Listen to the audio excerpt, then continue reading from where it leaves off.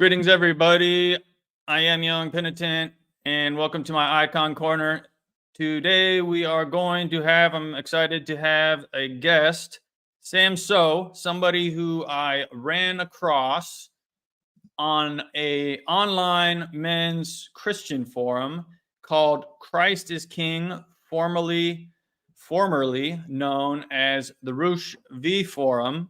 And he is some kind of moderator. I'll ask him about that when I bring him on that forum.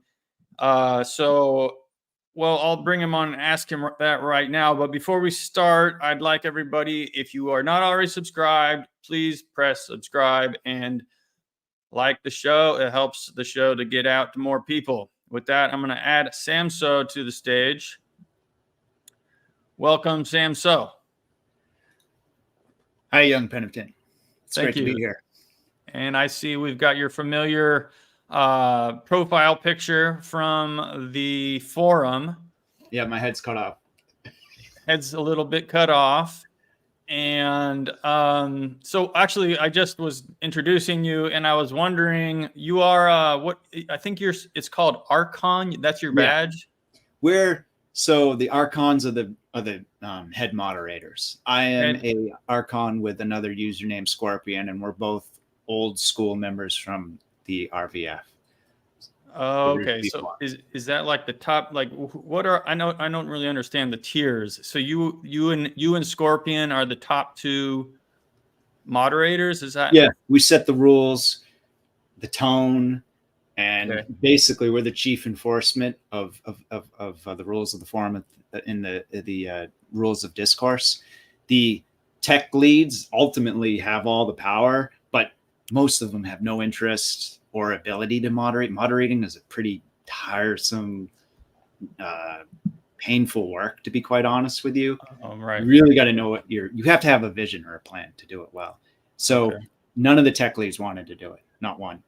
They asked me and Scorpion when the announcement to close the Roosh V Forum was made. They asked the former moderators of Roosh V Forum, and they didn't want to do it. They were tired of it.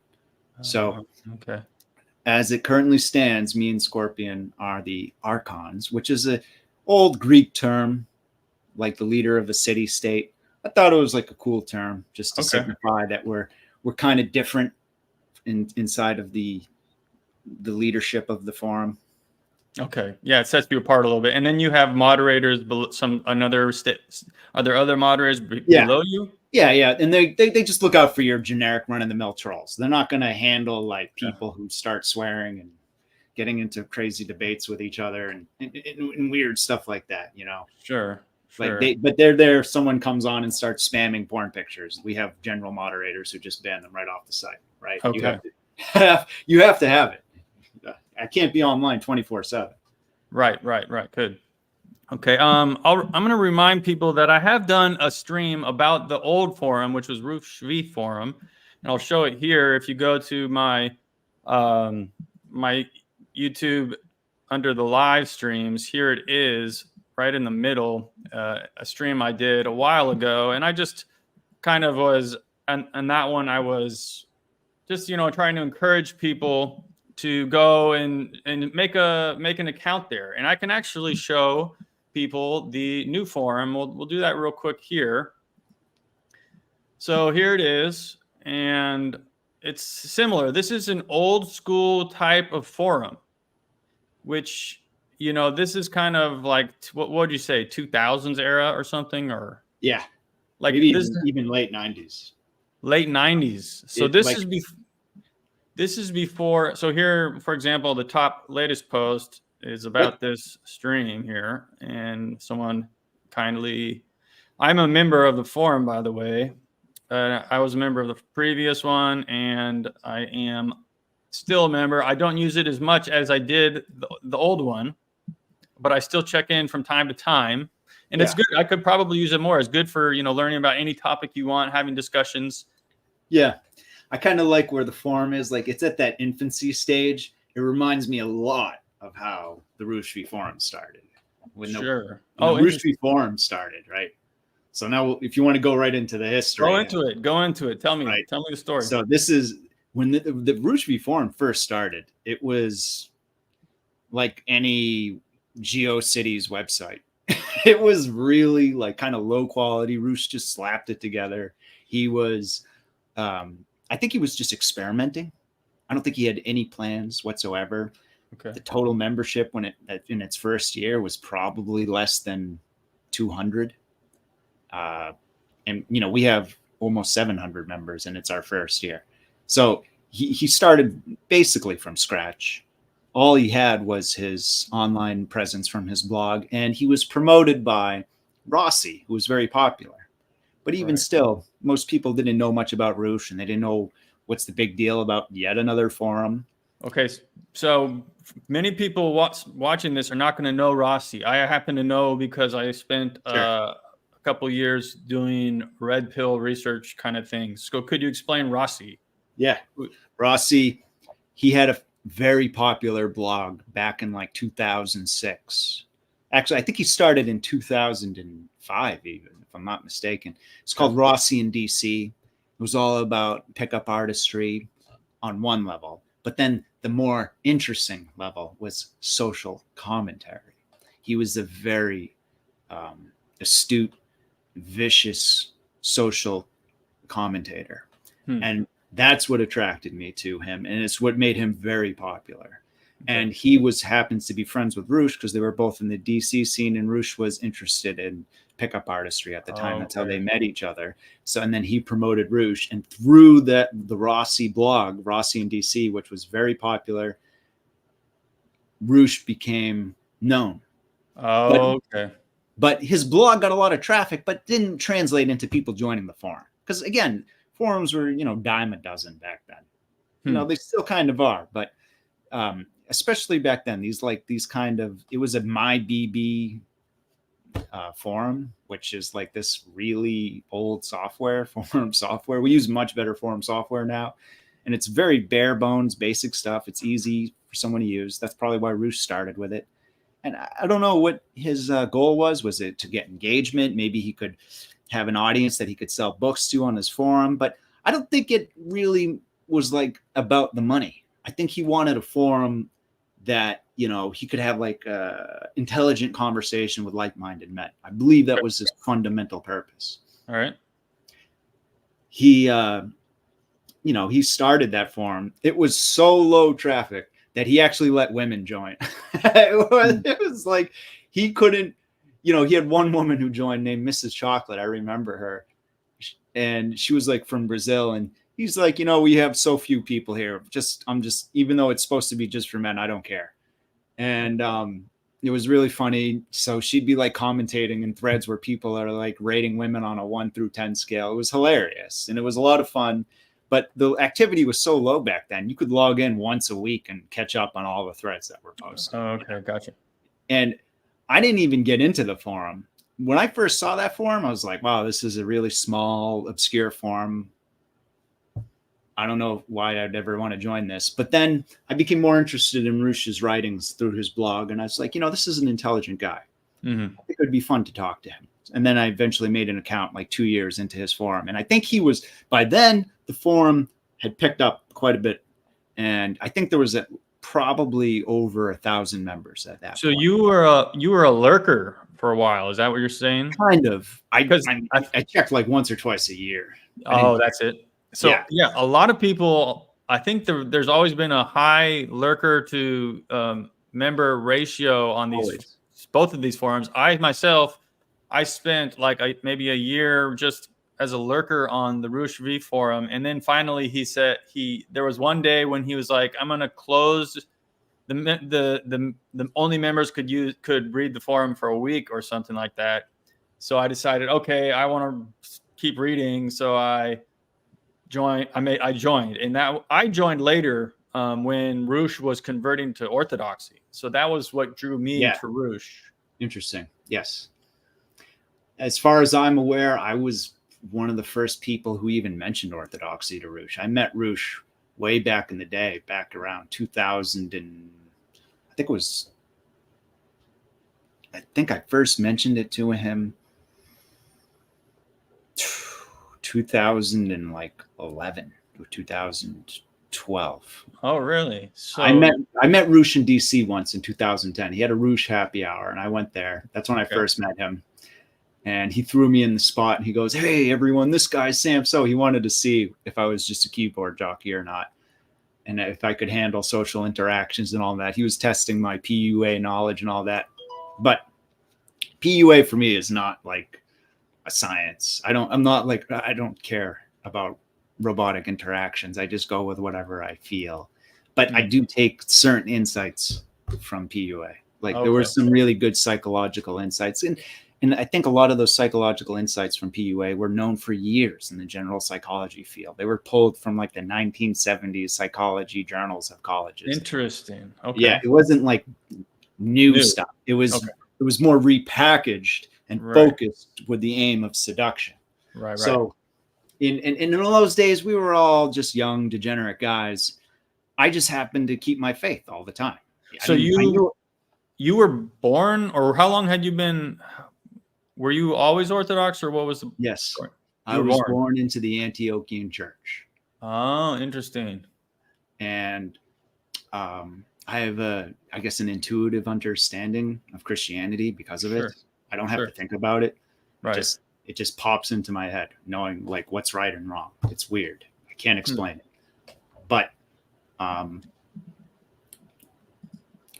even though I knew I was a sinner back then, and I wasn't proud of myself, I knew I was like deeply addicted to my lusts, but at the same time, I just didn't know what to do. And I just prayed to the Lord for mercy, and I just went with it anyways, because I figured if I kept my faith in Christ, it would work out somehow. So were you were living sort of the lifestyle that was promoted on the forum at that time? Oh yes, I was very much a degenerate. It was also partly, it's so difficult too, because there's so many people always falling away from the church into the secular lifestyle, the degenerate lifestyle. It was everywhere. There was no real positive role models. My parents weren't any good. I looked up to my grandparents. My grandparents were the real models for Christianity for me, who, my grandmother sang in the choir for 50 years and made coffee hour hundreds of times, including the Holy Bread. And same with my grandfather. He was a major donor. He had a beautiful baritone voice. He could have been an opera singer, but he focused on his church.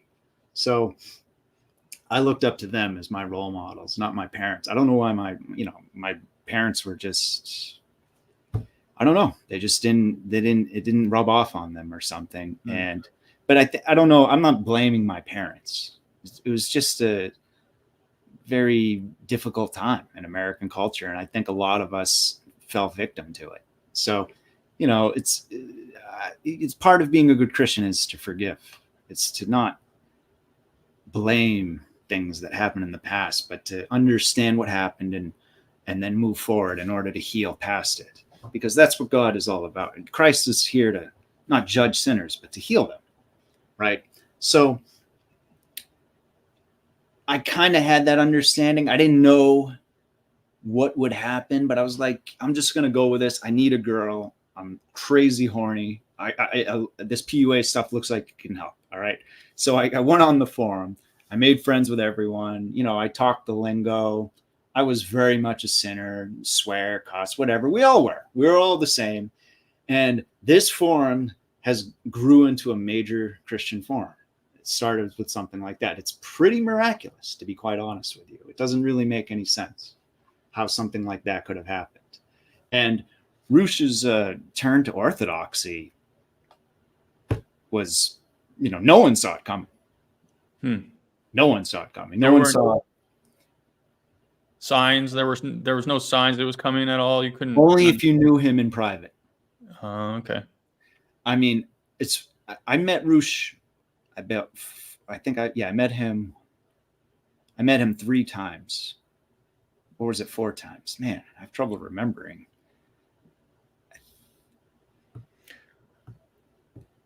So some people. I met him in New York. I met him in Boston. I met him in DC 3 times. Believe it or not, I'm sorry to break in, but believe it or not, some people don't even know who Roosh was, because there's a lot of people watching my channel are new. They're brand new to Orthodoxy, and they might not have even been around when Yeah. Roosh was still a public figure. Yeah. Do you want to give a quick summary of who Roosh was? Roosh was a, expert pickup artist who put his profile front and center. Other like Rossi tried his best to stay anonymous, although I think he might have got doxxed. But Roosh didn't care. Roosh thought, this is clown world degenerate. I'm just going to embrace this. I'm going to make money off this and get as much girls and money and live the lifestyle I want.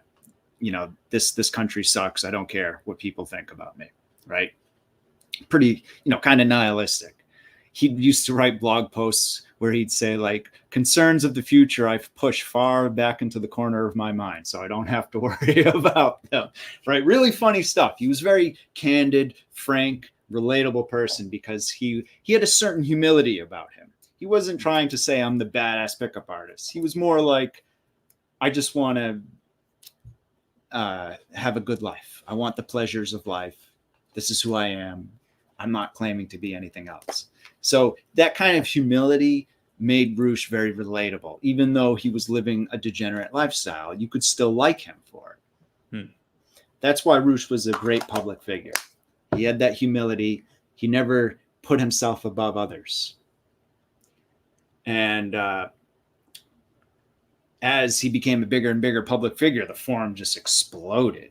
And every year just like grew by thousands of members. And then by the time of 2015 with the Donald Trump election, the Donald Trump thread was like the #1 result on Google that year and had over 1 million views by the end of the primary.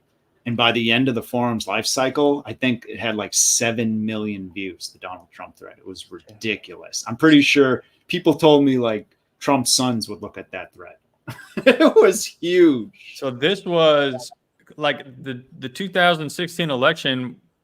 The Roosh V forum played a part because I know that people on the internet were the big reason why Trump won. It was yes. And Roosh had not made a turn to Christianity yet. In 2015, he was at the peak of his PUA career. And he certainly didn't like how degenerate culture was. He couldn't enjoy the decline. He wanted to fight back in some way. He was just tired of seeing the left under the Obama years just steamroll culture and push through homosexuality and endless wars and endless debt, just open borders, attacks on whites for no reason, just nasty stuff. And everyone was sick of it. And then here's a guy, Donald Trump, who's not afraid to rate women on the 1 to 10 scale publicly, right? And Roosh just loved it. It was so refreshing. Everyone thought it was so refreshing because before you just had fake politicians, right? That was the Trump appeal. Ironically, now that people are more Christian now, they're like, Trump's a degenerate. He's not Christian enough and all this stuff. And then they forget, just how bad the rest of our political environment is. But whatever. Trump actually on his recent, this was music to my ears. I listened to the recent interview space he did on X, and Trump said he basically made a plug for believing in God. Yes. And that is huge for a political candidate to basically endorse belief in God. And he was saying you should, he said you should, he basically encouraged people to believe in God. That is not allowed in the media. You can't say that kind of thing. You never see anyone praise God. But I think certainly none that are popular. You see many low-tier Republican candidates give praise to God, but they don't tell people you should believe in God. Right. And it's for a major presidential candidate. I haven't seen that ever. People always treat religion like it's your flavor of ice cream that you like. They don't treat it like, no, you need to do this. It's a moral imperative. You need to believe in God. Right. And I wish Trump would go even further and say, no, you need to follow Christ. I think Christ is the real delineating factor between those who are in the way, the real truth and way of God. Follow Christ, because Christ explains God. He is God. Saying just God, it's a way of him appealing to Jews, Talmudic Jews, Muslims. It's God's. It's very generic, but it's still better than no God. It's way better than no God. Sure. Interesting. And then, so continue with Roosh's evolution to become a Christian. It was strange. When I first met him in Washington, D.C., and it was just all PUA culture back then. Had a great time. Everyone had their little field reports to post after the night. And a field report was like if you managed to get a girl or not, or if you had any luck with attracting women and stuff, right? We'd all just share our experiences.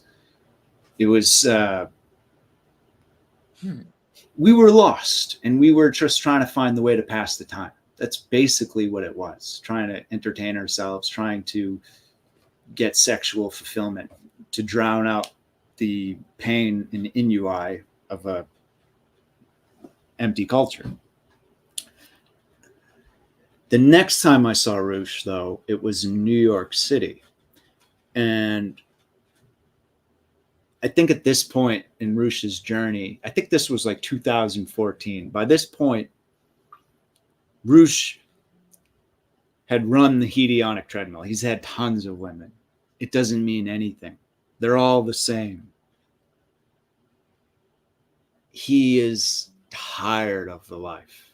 He has success. He has fame. He's been in the news. He's been banned from countries. He has books banned off Amazon. He was one of the first instances of big tech abusing their powers. It's so commonplace nowadays, but people forget it started with guys like Roosh. And even Rossi at that time says, hey, if you don't care about Roosh now, guess what, asshole? You're next. That's what he wrote on his blog. And he was so right. Came to everyone. I got banned off Twitter right after Trump won. And when I met Roosh in New York, we're like walking through like homosexual like alley down in Chelsea, New York. It's just like crazy debauchery everywhere. And he's like, he had never been to New York City, actually, which was surprising. You'd think a player would go there quickly. He didn't. He'd never been there. He'd always focus on Eastern Europe and travel and picking up girls abroad. And that's why he was so popular, too, because he fulfilled the niche of an American going abroad and being the passport bro. He was the real first pioneer in this. He went to Brazil. He went to Eastern Europe. He had a lot of experience doing this. And those travel books made him a lot of money. I'm pretty sure they were very successful, and they got him a lot of fame and attention. He got banned from a couple countries because of his books. And the fact that he had never been to New York, which was like degenerate capital, probably one of the easiest places in the world to get a girl for the night. Probably, I think it still is. I'm not sure. I haven't been there, and I haven't been there to do that in at least almost 8 years now. So I don't know, but I wouldn't be surprised if it's the same. Regardless, when I was there, we walked around and I started talking to him about how, this world is so messed up because people have abandoned God. And he was looking at me like, I was telling him something brand new. He'd never heard any of this before. And I could just see like the scales falling from his eyes. He ended up spending almost the entire day with me. He had to go see other people that he was meeting. He didn't want to. He wanted to keep talking to me about God. Like, this was the most refreshing thing he had ever heard. And I told him about the Orthodox Church. He was actually a member of the Armenian Church, which is, very closely related, a small schismatic part of the Orthodox Church. So he had some familiarity with, he had some idea of it. He didn't know what it meant. He never took it seriously. I took it seriously, even though I was steeped in the same world of sin. But when I explained it all, it made so much sense to him. And then I don't know. I think that was the first time he ever heard of the Christian worldview interpreting everything we saw around us, the degeneracy, the way our culture was just completely lost and killing itself. because this secularism is a form of suicide, right? It doesn't reproduce itself. It's sterile. He wrote blog posts about it, saying, this, the sterility of modernity. I think he called it something like that, the sterility of modernity, which is true. It just doesn't reproduce itself. It's fundamentally, the wages of sin are death. It doesn't reproduce itself. It's the fig tree without fruit. It's fruitless. And when he saw that, it didn't mean he converted right away, but it was the first time he heard it. He was very interested. He gave me a big hug, and we went our ways. The next time I saw him, he was full Orthodox. And that happened like 3-4 years later. But a big part of this conversion, I might have been the first to tell him, but I'm not the guy who converts. The Holy Spirit is who converts. The grace of God. And Roosh lost his sister. When Roosh lost his sister, suddenly none of that crap about picking up girls, money, it didn't mean anything to him.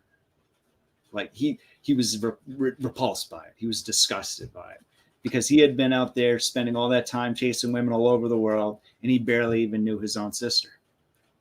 And that was that trauma is what brought him to God. I'm convinced that's when, and then maybe then he started remembering what I had told him about God. Maybe he did research on his own on top of that, but then he started looking into God seriously, started reading the Bible just to see what it was about. And slowly but surely, he just realized everything he did was wrong. He cleaned up his forum. He stopped selling his books. And that's how the evolution of the forum occurred, through the evolution of Roosh, because that forum was his place for his headspace to communicate with others, to organize his thoughts. And I think he liked being kind of like a leader in managing a little community where men could make plans for the future. But by the end of it, he lost sight of that. He lost taste for that too, because being a public figure is a double-edged sword. Mm-hmm. It's a real double-edged sword. You have to deal with a lot of crazy, insane people, and you lose a lot of your private life. And since Roosh had done so many sins in public, now his past was always coming back to him, reminding him of his sins. And that's a terrible place to be spiritually. That's a terrible place to be. You don't want to have to constantly relive your sins. It's almost impossible to heal when you're in that situation. And especially the type of sin that he was involved with. Oh, undoubtedly. And remember though, sexual sins, they're bad. They're very addictive. But, in the Bible, Jesus is probably more lenient to sexual sinners than almost any other type of sin, right? There's a saint named Saint Nephon, about 4th century saint.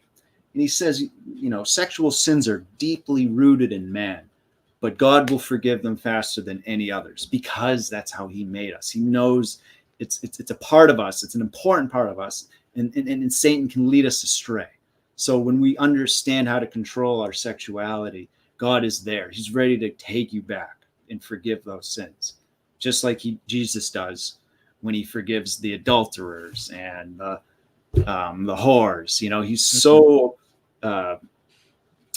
forgiving towards those women. He says to Pharisees, there will be whores who go to heaven before you. Because these people were crying those big tears of repentance, and they understood what they did was wrong. And just like that, God is ready to forgive those kinds of sins. Unfortunately, it takes a lot of humility to do that. That's why sexual sins are also super dangerous, because it gets wrapped up in your head, and now you're proud of your sexual sins, which is what you see in the homosexuality movement.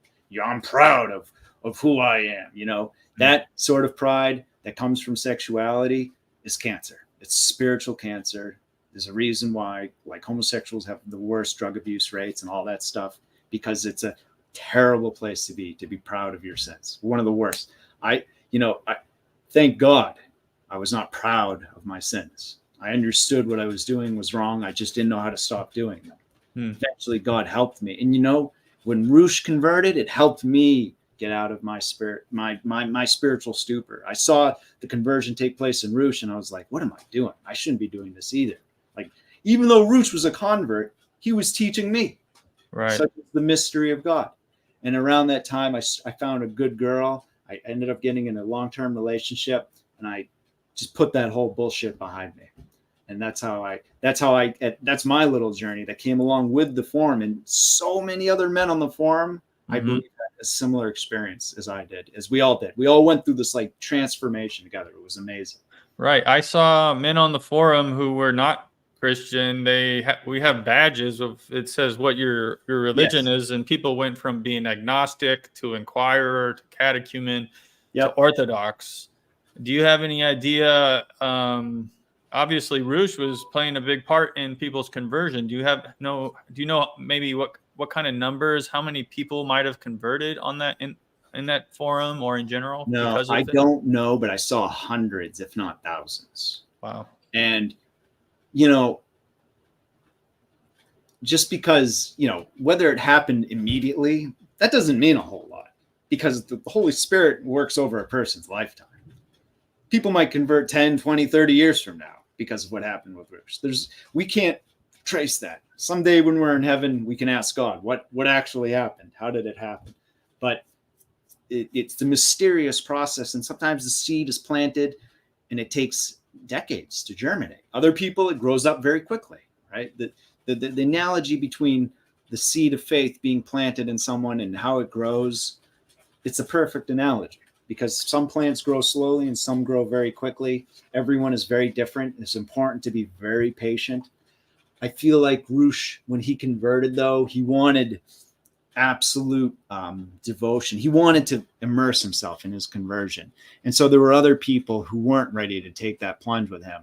So when he made the forum be a Orthodox-centered forum, there were so many people who left the forum at that stage, and he lost a lot of traffic because they weren't at the same level as him spiritually, Right. But at the same time, Roosh wasn't trying to be a priest. He wasn't trying to say, okay, I'm waiting for you gently. Roosh had to save himself. You can't save others if you can't save yourself. So that wasn't Roosh's calling, to be a priest and convert others. He's like, look, this is my forum. I'm sorry if you're not ready to convert with me, but I need to do this. Yeah. Because he had so many sins he needed to repent from. His head was in a bad place. He needed a pure forum. And eventually, as the forum went on, he realized, I don't even want to be online anymore. And that's why Roosh has disappeared from it. And he probably was getting all this advice from a priest or a bishop or a monk guiding him along through this so that he could actually focus on himself. And maybe someday when he's ready, he might reappear on the internet again sometime. Sure. But he fundamentally, what Roosh did was correct. You have to take care of your own soul. Right. Yeah. He really proved, I think, from his actions that it was a sincere conversion. Many people questioned that, whether it was sincere or not, but by the way that he withdrew from public life, it showed that he was more serious about his spiritual life than anything else. Oh, undoubtedly. There's no way someone gives up what he had. He had women, he had money, he had the ability to travel, he was famous. How many guys would give that up for God?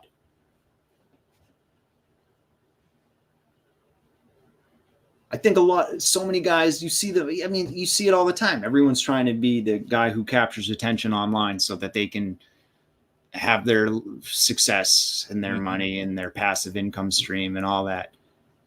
They would have killed to have what Roosh had. And Roosh, he got it, he saw it, and it's like, wow, this is an illusion. What am I doing with my life? What am I doing? That he had the real come to Jesus moment. And he acted with conviction, without fear. He put his total faith and trust in God, and I'm sure he's doing better than ever because of it. I don't doubt it for a second in my mind. Someone who follows the God like that is never disappointed. So at that time, he announced. I remember this. He decided. He didn't really explain himself to people. He said on the forum, "I'm shutting the forum down." That's about all he said. He didn't even bother to explain himself. And everybody was like, everyone thought it was going to be over, and they're kind of like sad. And they said, "Let us create a new forum. Just will you endorse it for us? And so people worked on it, kind of. You want to explain that? So Roosh never explained himself to the public. That was part of his leadership then. He just ruled, if you didn't like it, see ya. Because he was famous and more new members were coming in. He didn't need you anyways. He was happy to ban people. It was a little abusive in one sense. In the other sense, it was his forum. Like, who are other people to say what Roosh should be doing on his own forum? Like, the amount of arrogance in that attitude was, of course, Roosh wanted to ban these people. It's disgusting. I don't blame him at all. Like, show some respect when you're in someone else's home. It's ridiculous. Imagine if I came on your stream and started insulting you. It's just ridiculous. That's what people would do on his forum. So he had no mercy for those people. None. The second someone started questioning him or getting angry with him, you're gone. I don't care. Life is too short to argue with internet trolls. And so he didn't really explain himself because these people weren't like his close friends. They weren't his spiritual advisors. He didn't need to explain himself. Did he explain himself when he became a player, when he opened up the Roosh blog? Why would he have to explain himself? The idea that people need to justify themselves before strangers is pretty ridiculous to be, as a matter of course. If someone wants to share their thoughts, they can do that, but they're not required to. No one's required to share anything. The whole thing was ridiculous. So people were like all upset when he was closing down the forum because they didn't really care about Roosh. They didn't care about Roosh. They cared about themselves. They cared about all the attention they could get on his super popular forum. They cared about seeing all those little likes, their dopamine rush from making a good post. That's what they cared about. They didn't care about Roosh's well-being. And Roosh was basically exposing them. The meltdowns people had when he announced he didn't want to continue the forum, right? It just showed that they didn't care about Roosh. Right. I told Roosh I was happy for him and I wished him the well and I sent him my sincere prayers because I understood what was going on. I always was interested in Roosh as a person, not just as an idea or as a leader, but like Roosh, the man, the animal, right? He's another guy just like us. And then another forum member named Sanillo asked me if I wanted to be a moderator to continue the RVF. And I thought about it, but I wasn't sure. I prayed. And then I said, maybe this is happening for a reason. I'm just going to roll with it, see what happens. And I thought what kind of a forum I wanted to make. Not a forum that was just about any one user. Like the Roosh View forum was about Roosh. That's fine.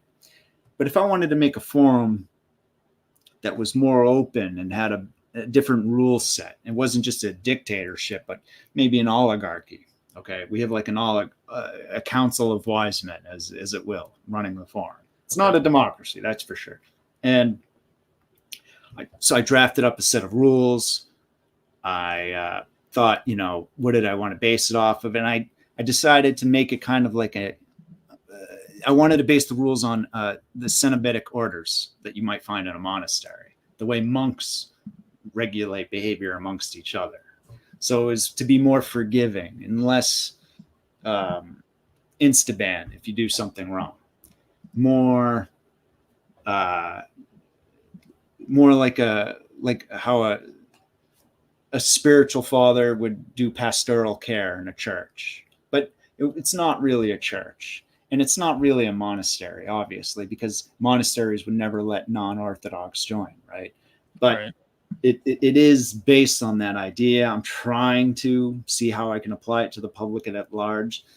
It has mixed results. Sometimes some people actually get better and they grow. Others just, don't seem to want to change, and they kind of do their best to drag the forum down, and other people get upset with them and like, Samseau, why don't you just ban these losers? I get that a lot. And I'm like, come on, guys. I'm like, we got to try, and the whole point is to try and help one another. And so I try and be as loving towards the enemy as much as possible, but there's limits to everything. And what ends up happening is that people who don't want to change usually lose interest in the forum anyways. I don't have to ban them because they just get tired of meeting resistance all the time. You don't even need to ban. God sorts it out on his own. All right. And I think that's where we're at nowadays. We're just, it's a political season. As usual, everyone's bickering about politics. I'll be happy when it's over, so people spend more time in the Christianity forums. Sure. I mean, anything else you want to say about this forum? I mean, I have a link in the description below. It's christisking.cc. What is this? What is the URL? What is that? A CC? I believe it was originally a foreign CC. We didn't want like FBI and stuff to come at us for whatever number of reasons. Who knows? But I don't know exactly what the security protocols are nowadays. It's handled by another tech guy, but that's fundamentally it's CC because it's meant to be like harder for foreign actors to crack into it. Okay. So there's a lot of privacy. And what else do you want to say about the forum? I mean, as an invitation to people to join and participate. If you want to have quality discussion with a religious attitude, a very holy, reverent attitude where people can disagree politely, but try and keep things serious, then Christ is King is the place to do it, because we're trying to be a good Christian forum. That also means, though, you have to be patient with others. It can be difficult because, Christ was very patient. You forgive someone 7 times, 77 times. We don't actually perma-ban people. Most of the time, it's just temp bans. And actually, a lot of people have improved because of that. A lot of people, they change their tune. They get a month, 2-month ban, and they come back. They're totally different posters. It gives them time to reflect, and this is something that is, again, based on monastic principle. I guess what principle or penance. They would monastic orders. They would if a monk does something out of line, they don't just kick him out of the monastery. They might send him out into solitude for a month and to reflect on what he's done and to say the Jesus prayer 10,000 times a day and then come back. And then more often than not, that sorts things out. It humbles people and then they become better. It's not just a matter of, like with Roosh, it's like Roosh is just not liking you, you're gone, okay? Because it's his forum. Here, this is a public forum that is centered around trying to live up to the principles of the Bible. Okay? Sure. So, it feels a little more lenient. Yeah, it definitely does feel a little more lenient than our VF was. Yes. So, I mean, I just want to show people around here. You can register. You just come here, come to CC, ChristIsKing.cc. You register. Here are the latest posts. Read the rules, which are here before you start, just so you don't violate them unintentionally. We have Christianity General, Orthodox Christianity. There's good discussions going on. Just about anything you could want. You can start your own thread. Of course, I think the best one might be the memes. This is probably the best thread.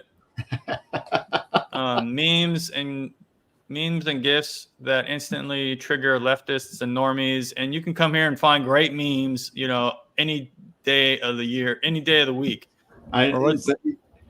Sorry. Okay. Anyhow, so I wanted to see that one. It says monkeypox. Anyhow, I never get a straight. I don't want to read it out loud necessarily, but I don't want to get a strike myself. I guess the monkeypox is the newest thing that's coming out today. They're saying in general, it's not about being excessively pure. Okay, you can talk about real things. I don't want people just to have debauchery for debauchery's sake. But if people are actually being debaucherous in the real world and you want to make fun of it, that's allowed. Okay. reality is preferred to just ignoring reality. I don't think ignoring reality is spiritually healthy, because it just builds up stress inside of people. You want to have an outlet where people can laugh and make fun of things. It's very healthy.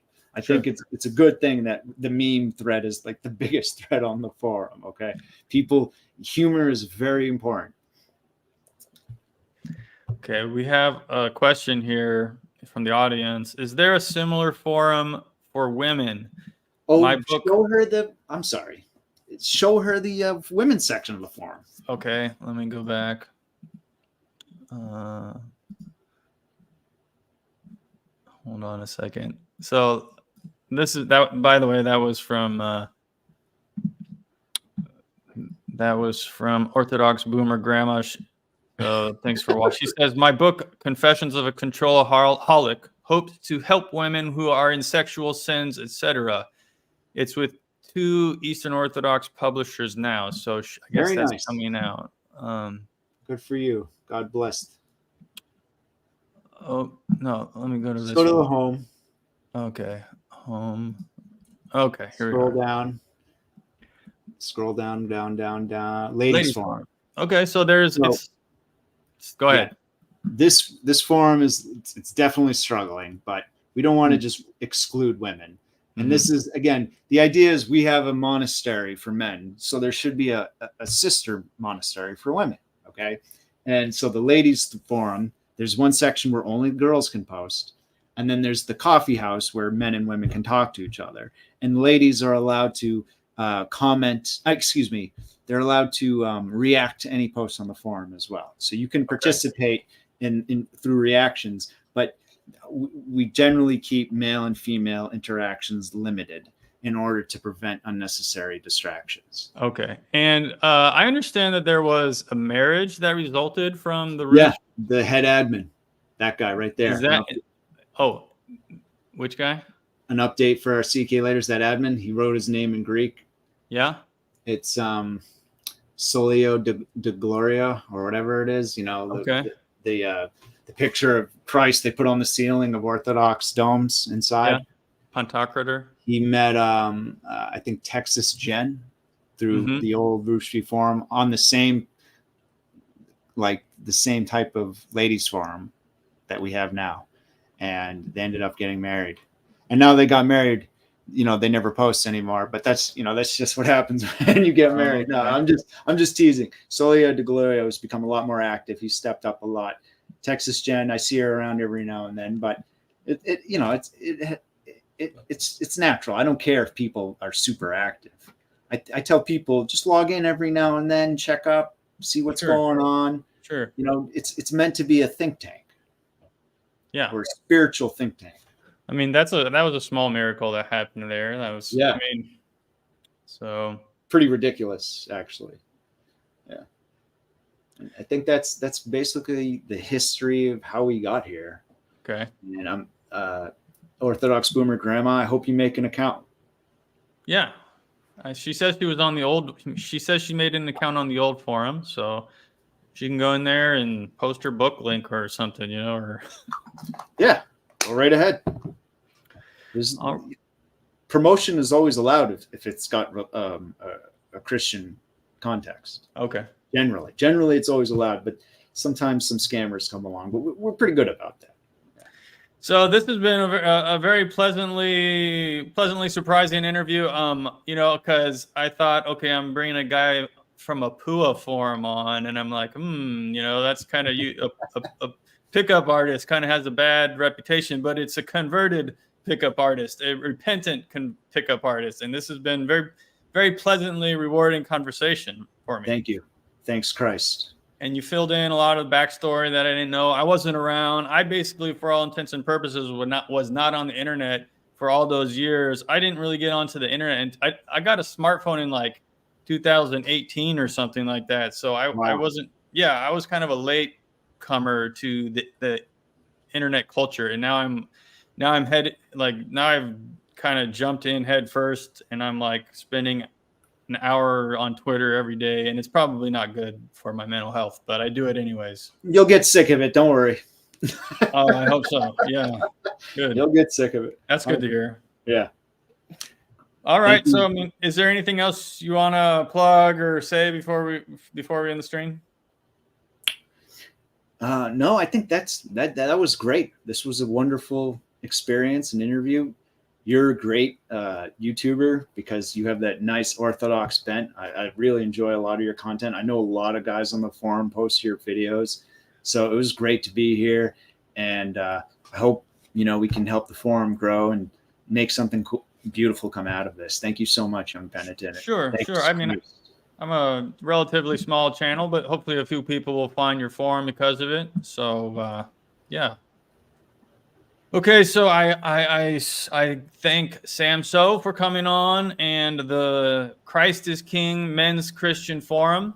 That's been another episode of Young Penitent, and we'll catch you all in the next stream. Good night, everybody.